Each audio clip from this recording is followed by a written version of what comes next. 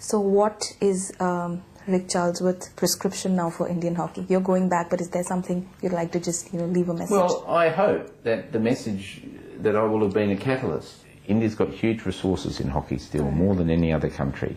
The fact that it's not doing well should indicate that the program isn't proper, isn't as sophisticated and as ideal as it ought to be, and that it needs change. And so maybe I'll be another brick in the wall of creating that change, and maybe I'll be part of a process that eventually catalyses change. Because outside eyes are valuable. They tell you about yourself in a way that sometimes those people on the inside don't want to see themselves. And so I hope that maybe besides being dismissed as, a know-all foreigner, maybe somebody will be listening to some of the things I've said, and certainly if my reports are read and some of those things come into fruition, then I'll take some solace in the fact that maybe I've helped to create some change.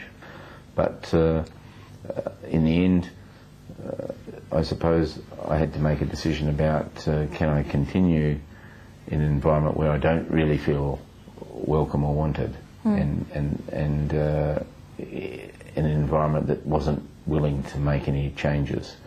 That was the frustration, and that's why it's time to go. Right. And the little time that you spent in India, did by any chance you get to hear of a movie called Chak De India, which is a hockey film? I saw the movie, yeah, I've seen it a few times. I've got the DVD, and I enjoyed it. The problem, of course, is it's Bollywood, and in Bollywood you train for 3 months and win the World Championship. The reality is it takes years and years and years of solid training and preparation to win the World Championship. You don't come from nowhere and do it in a few weeks.